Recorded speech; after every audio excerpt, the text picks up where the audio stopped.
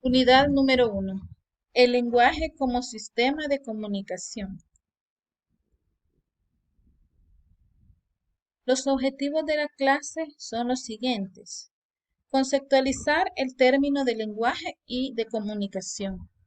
Identificar los elementos del proceso comunicativo. Identificar los elementos y características del signo lingüístico. Establecer las diferencias entre lengua, lenguaje y habla. Los contenidos que vamos a abordar en esta clase son el lenguaje como sistema de comunicación, el signo lingüístico y sus elementos, lengua y habla.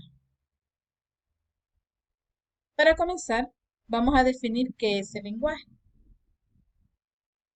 El lenguaje es un sistema de signos a través del cual los individuos se comunican entre sí. Estos signos pueden ser sonoros, como el habla, corporales, como los gestos, o gráficos, como la escritura. En su origen etimológico, el término lenguaje proviene del latín lingua, asociado al órgano de la lengua.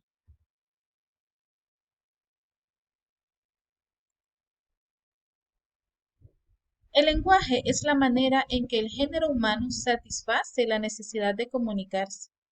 Una de las características más importantes del ser humano es el lenguaje, porque por medio de él las personas expresan sus ideas, emociones y sentimientos. Es por eso que nuestro deber como usuarios de una lengua es respetarla. El lenguaje se traduce como la facultad que tenemos las personas para comunicarnos. Es por eso que el diccionario de la Real Academia Española lo define de la siguiente manera. Lenguaje se refiere a cualquier conjunto de sonidos o señales que dan a entender algo. Tipos de lenguaje. Existen diferentes tipos de lenguaje. Está el lenguaje verbal, que se refiere a todas las formas de lenguaje que hacen uso de la palabra, como el lenguaje oral y el lenguaje escrito, que es a través de signos y grafías. También existe el lenguaje no verbal, es aquel que no se expresa mediante palabras, como el lenguaje facial. Este se refiere a los gestos faciales que comunican impresiones o estados de ánimo. También está el lenguaje corporal o kinésico. Se refiere a las acciones corporales que transmiten mensajes. Por ejemplo, nuestra forma de caminar, nuestra forma de sentarnos, nuestra postura. Y el lenguaje proxémico es aquel referido a la significación otorgada al uso del espacio físico y la distancia entre sujetos durante el acto de la comunicación. Por esta razón, el concepto de lenguaje engloba tanto al sistema de signos que permiten la comunicación verbal como al estilo o la manera de expresarse de una persona o una comunidad lingüística. De acuerdo al contexto social o a la manera de expresarse, el lenguaje puede ser formal. Se refiere cuando utilizamos normas de cortesía, palabras completas y nos apegamos a las normas del lenguaje. O está el lenguaje informal, que es aquel que utilizamos con nuestros amigos y con las personas con las cuales tenemos más confianza. El lenguaje técnico se refiere a aquel utilizado por profesionales. Por ejemplo, los doctores tienen su propio tipo de lenguaje. Vamos a ver ahora un poco sobre lo que es la comunicación. La palabra comunicación significa puesta en común. Tiene la misma raíz que comunidad y común, de latín comunes o comunicare, lo que significa la puesta en común entre personas. La comunicación humana es una interacción social, es compartir. A través del proceso de comunicación, los seres humanos comparten información entre sí, haciendo del acto de comunicar una actividad esencial para la vida en sociedad. Los seres humanos somos personas sociables y por ende tenemos que comunicarnos con los demás. ¿Qué es comunicación? La comunicación es un proceso que consiste en la transmisión de información desde un punto de origen a un punto de llegada. Para el ser humano es el diálogo la principal vía de comunicación, pero existen más formas de comunicarse como la escritura, los sonidos y las imágenes. La comunicación es un proceso innato en el hombre, una necesidad básica para la que venimos determinados biológicamente. Todos nacemos con la facultad de poder comunicarnos y es una necesidad básica. Desde que somos pequeños, cuando aún no podíamos hablar, teníamos esa necesidad de poder comunicarnos. Por ejemplo, los niños cuando tienen hambre lloran o hacen otros gestos que la mamá entiende perfectamente. Es la necesidad biológica que como seres humanos tenemos de poder darnos a entender. La comunicación es un acto de relación humana en el que dos o más participantes intercambian un mensaje mediante un lenguaje o forma de expresión. Es interactivo y es social. La comunicación tiene varios elementos. Primero, tiene el emisor, que es la persona que transmite la información. Está el receptor, que es la persona que recibe esa información. El código. El código es el conjunto o sistema de signos que el emisor utiliza para codificar el mensaje que posteriormente el receptor va a decodificar. El mensaje es la información que se transmite. El canal es el vehículo natural o artificial que transmite el mensaje. También existe la retroalimentación o feedback. En una primera instancia es la respuesta del receptor hacia el mensaje recibido.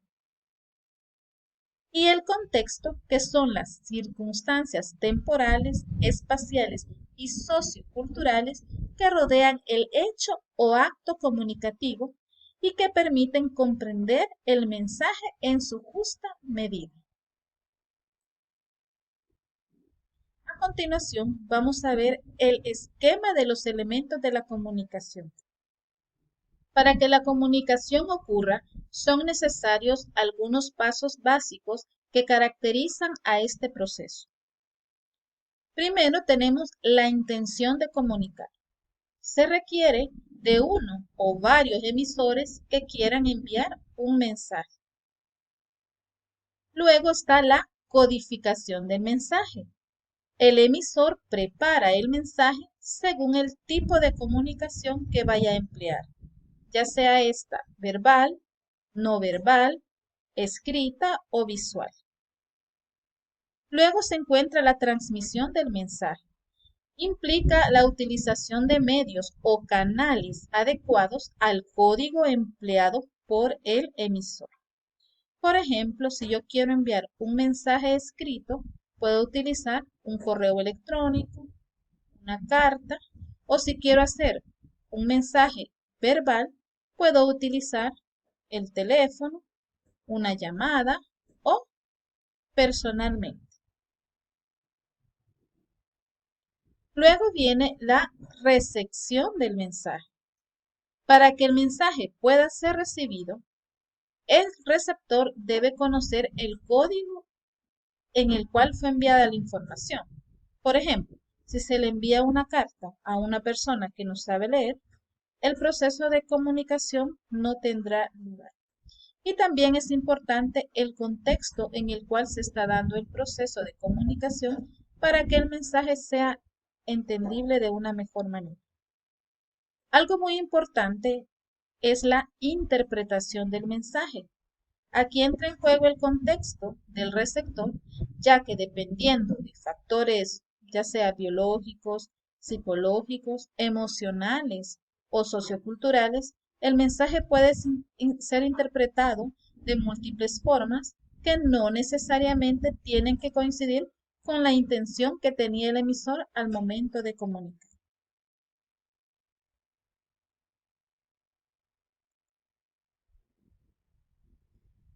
También existen elementos que interrumpen el proceso de comunicación. Por ejemplo, tenemos el ruido, la redundancia y el espíritu viajero. El ruido, pues son todos aquellos factores externos, ¿verdad? Por ejemplo, cuando pasa un carro, la música, que no me permiten poder escuchar y entender el mensaje. La redundancia es la repetición innecesaria de palabras que hacen imposible entender el mensaje de una forma clara y coherente. Y el espíritu viajero se refiere cuando nosotros estamos, por ejemplo, me están hablando y yo estoy pensando en otra cosa o mi mente está en otra cosa, por lo tanto no estoy escuchando. Existen diferentes tipos de comunicación. Atendiendo a la relación emisor-receptor, la comunicación puede ser de dos maneras. Puede ser unidireccional, ¿verdad? Cuando yo no puedo responder, ¿verdad? O no hay una retroalimentación. Por ejemplo, los medios de comunicación, prensa, escrita, programas de televisión, entre otros. Y también puede ser bidireccional cuando existe una respuesta, una retroalimentación. En este caso, el ejemplo es el diálogo.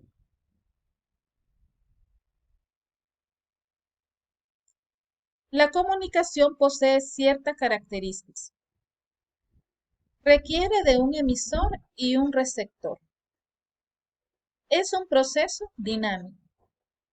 Significa que los roles de emisor y receptor se pueden intercambiar en el proceso comunicacional. De esta forma, una vez que el receptor envía su retroalimentación o feedback, se convierte en emisor. Es indispensable para la interacción de los individuos y favorece la organización social. Es imposible que no se lleve a cabo. La comunicación es un proceso que ocurre de forma continua y en diferentes niveles.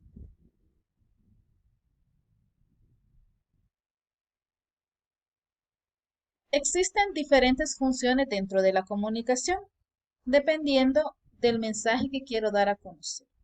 Por ejemplo, está la función informativa. Es el mensaje que transmite una información objetiva y sustentada con datos verificables, por ejemplo, las noticias. También está la función persuasiva. Esta trata de convencer al receptor del mensaje o de modificar su conducta con un fin específico. Por ejemplo, la propaganda política.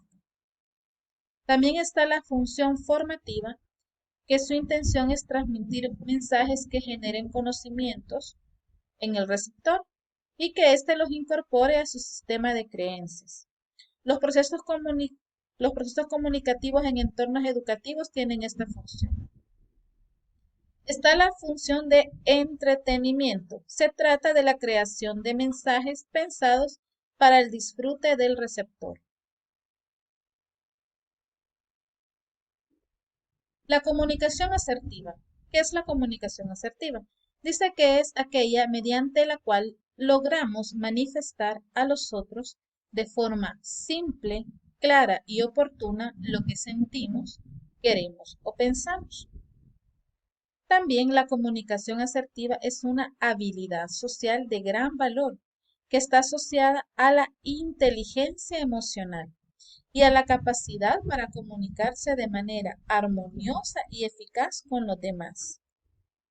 En este tipo de comunicación no es necesario recurrir a la agresividad para comunicar nuestras ideas, pero tampoco implica que nos retraigamos o nos encerremos en una actitud pasiva que nos impida comunicar lo que realmente sentimos.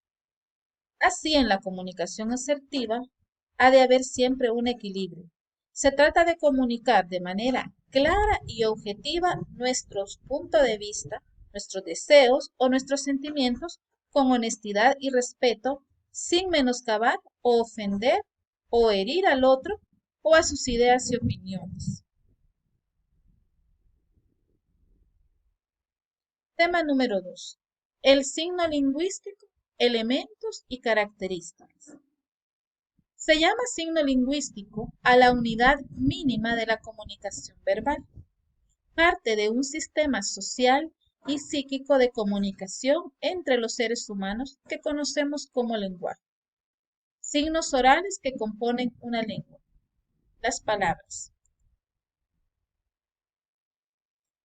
El signo lingüístico fue el tema de estudio Ferdinand de Saussure y Charles Sanders Peirce en el siglo XIX, cuyos estudios sentaron las bases para la posterior lingüística moderna.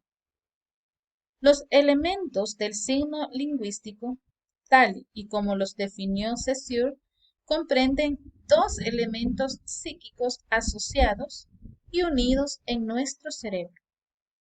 El signo lingüístico es una entidad con dos caras. Es la unión entre un concepto o idea, al cual se le puede llamar también significante, y una imagen acústica, que es el significado, que se corresponden recíprocamente.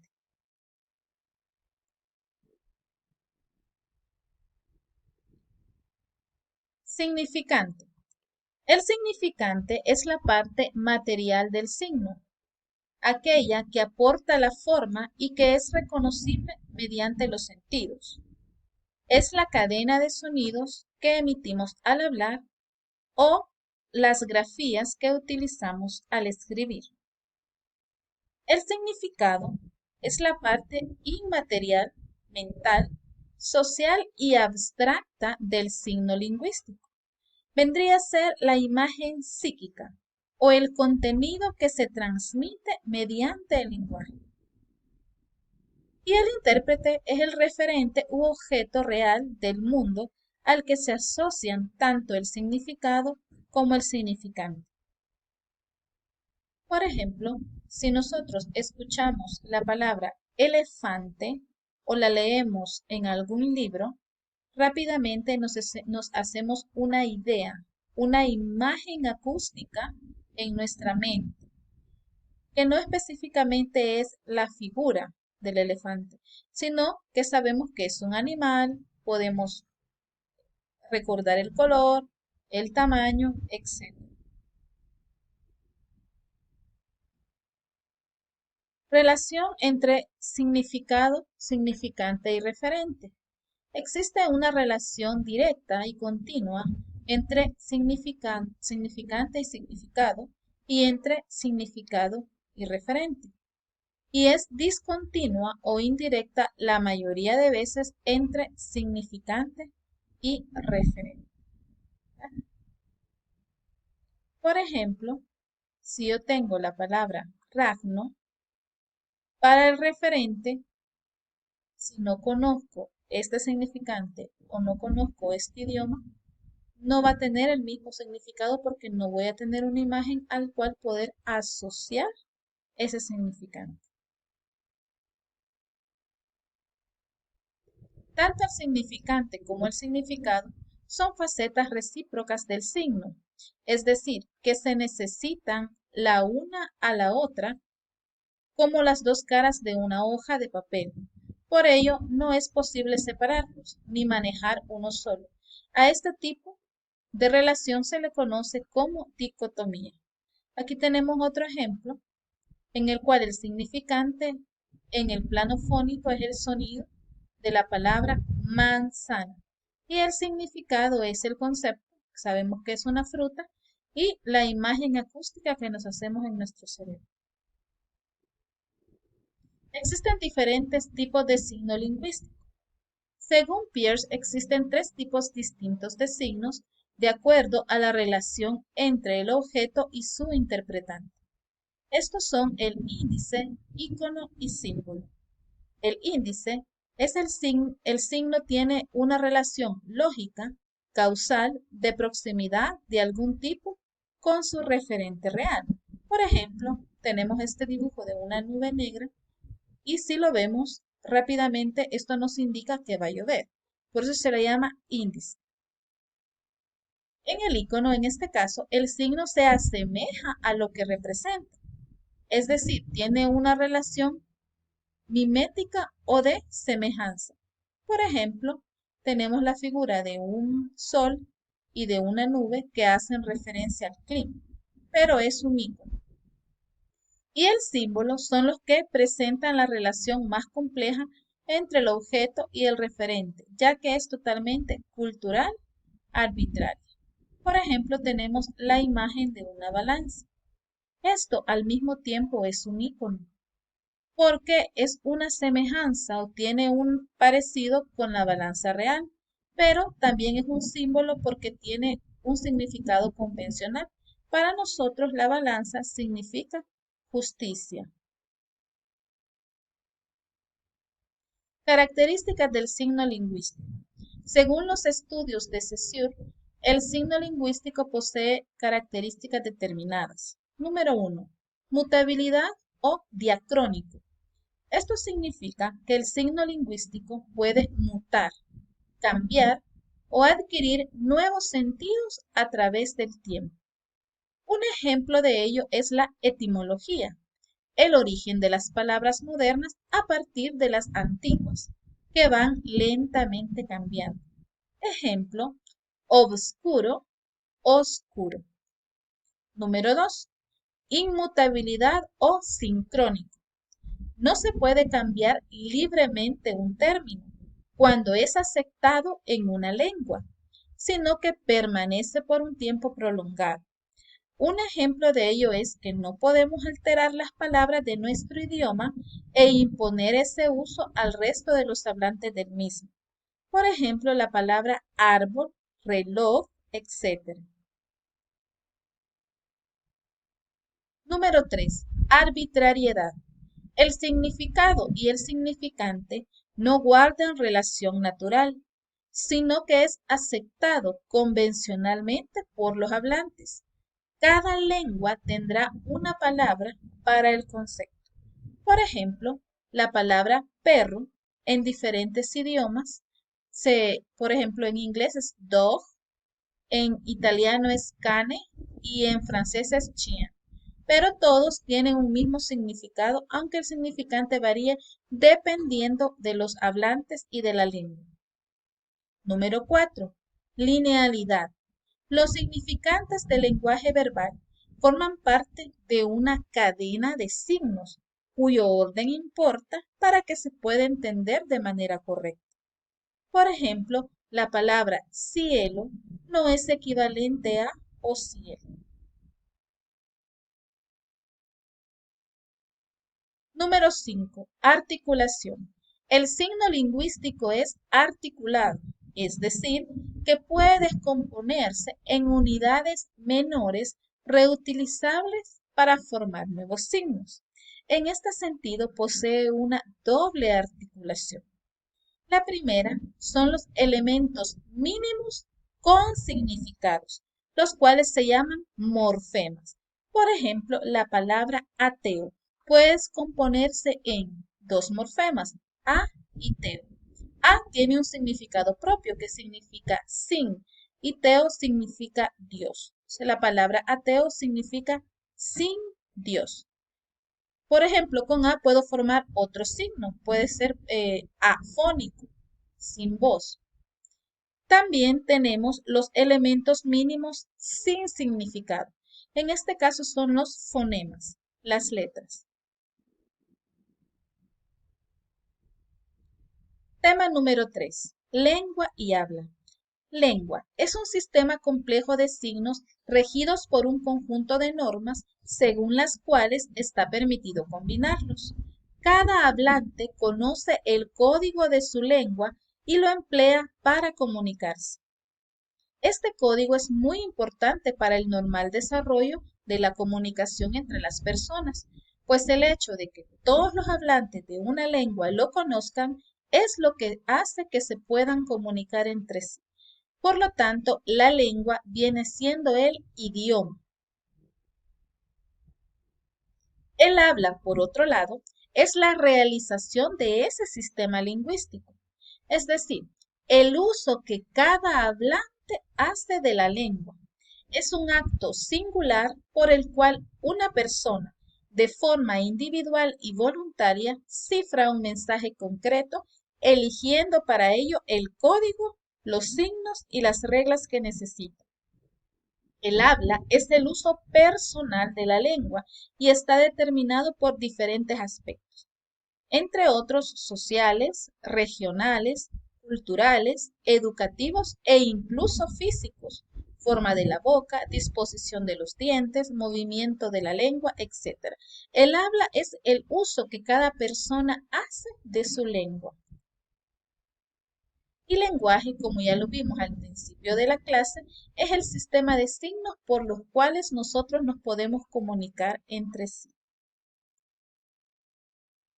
En este sentido, podemos decir que la lengua es social, pues es un código compartido por una comunidad de personas, mientras que el habla es individual, pues supone la utilización que cada hablante hace de su lengua. Entonces, ¿cuál es la diferencia entre lenguaje, lengua y habla? Aunque son términos que comúnmente confundimos, cada uno tiene un significado diferente.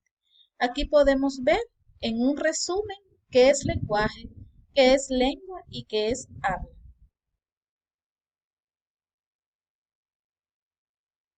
Bueno, la actividad de esta semana es un foro de participación. La ponderación es el 10% y la fecha de entrega es este viernes 24 de julio. Dentro de la plataforma les voy a dejar el descriptor para que ustedes puedan ver las indicaciones. Para terminar, tenemos una pequeña reflexión que dice, nuestro problema con la comunicación es que no escuchamos para entender, sino que escuchamos para contestar. Para que exista un buen proceso comunicativo, debemos de aprender a escuchar a los demás para poder contestar con coherencia, con claridad y con lógica.